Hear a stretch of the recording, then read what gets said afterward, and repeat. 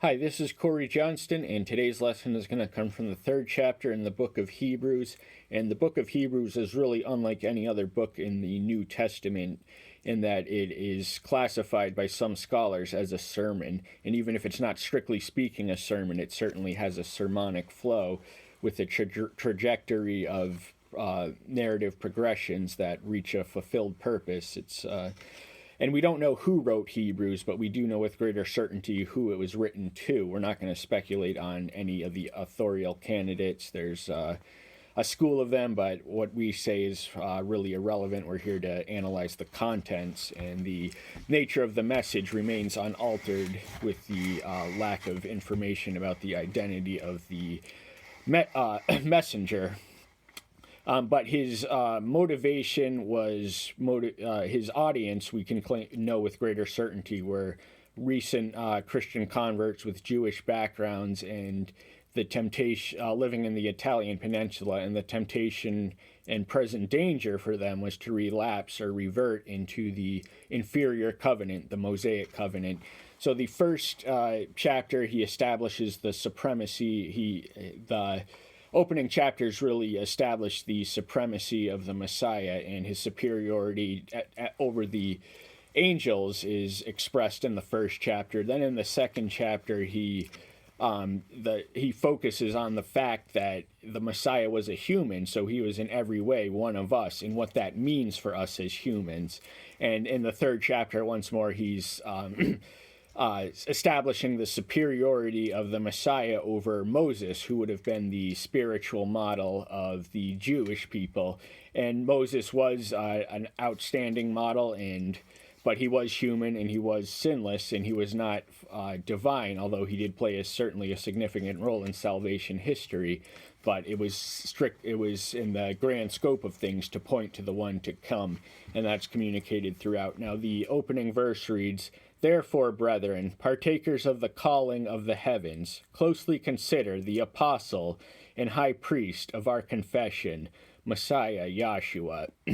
Now, apostle as a term means sent apart, and these are the ones who are referred to in the gospel as the disciples. By the book of Acts, they transform into the apostles, and they played a vital function in the original assembly, in the pristine assembly. And the term itself is etymologically rooted with the same term as apostate, which the book of Hebrews incidentally warns about, because that was the present danger of these Jewish Christians to apostatize from the new covenant.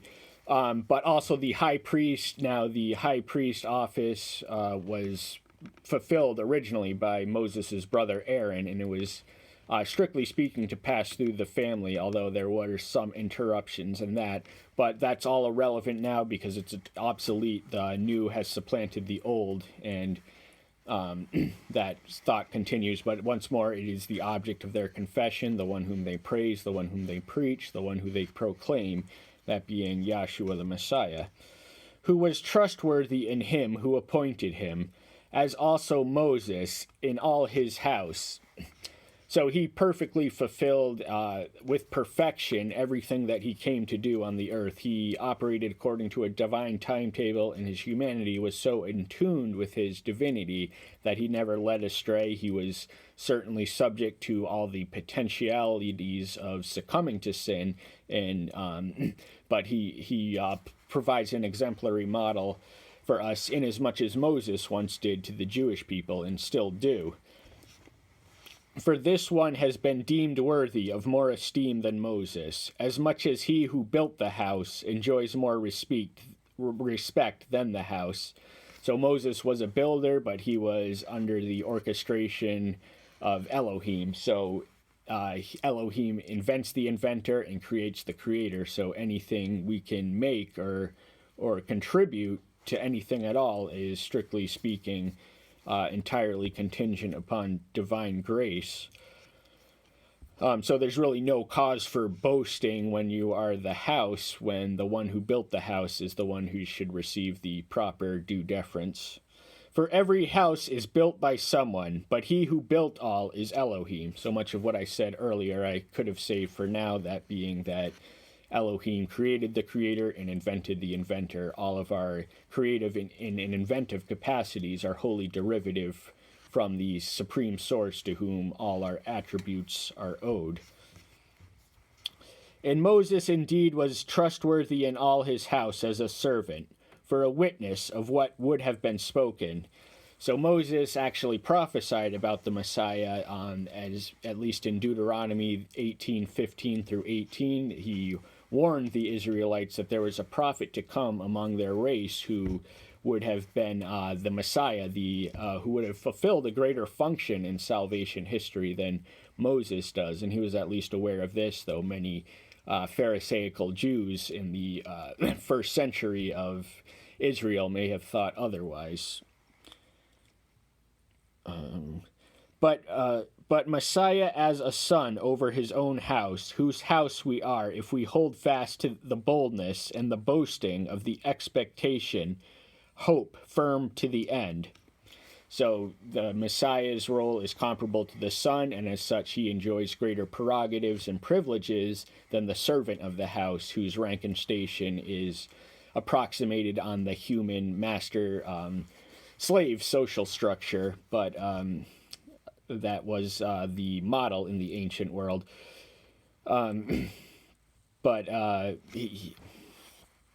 The boldness, the confidence that we can proclaim in approaching the sacred of sacred, which would have been off limits to the Old Covenant Jews, is a result of the confidence of our witness. It is the result of being inflamed by the Spirit, and there's really nothing like it, and so that we can have this hope. And if we now, the potential to deviate from our intended course is clearly palpable throughout every human experience. In the book of Hebrews, we must remember, was motivated by the need to correct apostasy, which was drifting away from the new and back into the old. Therefore, as the Ruach Kadesh says, today, if you hear his voice, do not harden your hearts as in the rebellion in the day of trial in the wilderness, where your fathers tempted me, proved me, and saw my works for 40 years.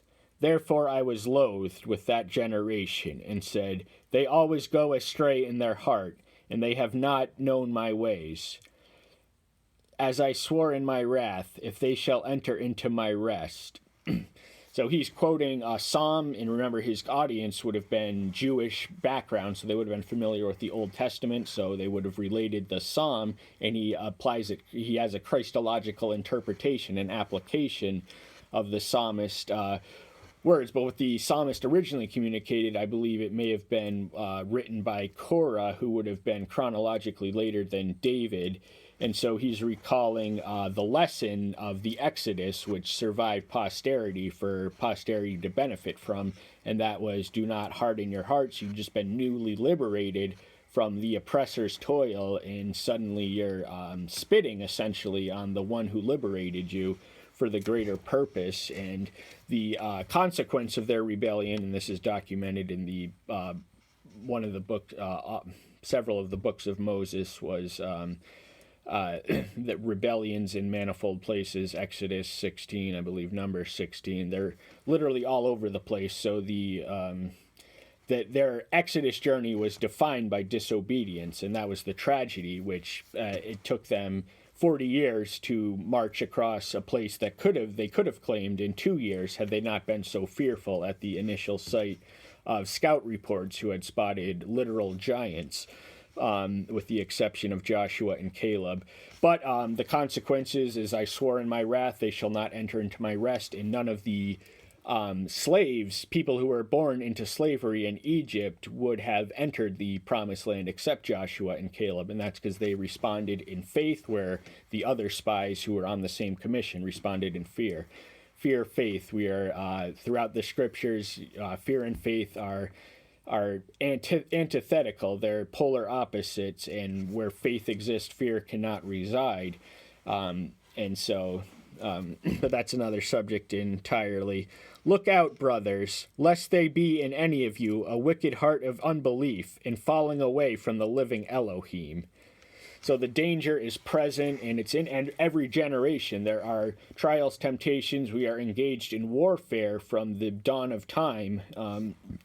The children of Elohim, and with the danger in mind, he's admonishing them to remain rooted in the anchorage. He applies the metaphor to Joshua in 6:19. But encourage one another daily, while it is called today, lest any of you be hardened by the deceit of sin. So we have to live in the present. We can be mindful of the future and remember and respect the past and learn from it, but we all are invariably must exist in the present. So the needs of spiritual warfare and edification are in front of us, and we shouldn't delay. We should get busy now, because all we have is today. And the fact is that we could die tomorrow, or the Messiah could return unexpected. Although we don't, the signs of the times, as alluded to in Revelation, have yet to unfold. But we should still live with the expectation that it could unfold in our own lifetime. For we have become partakers of Messiah, if we hold fast the beginning of our trust firm to the end. So the conversion is not a singular event, but it's an experience of enduring. So the trick is to retain the integrity and momentum of our conversion from the moment we were, and then become who we were meant to be. And it is a path full of pitfalls, but growth and progress is available to the one who approaches it reverently and righteously. For who, having heard, rebelled? Was it not all who came out of Egypt, led by Moses?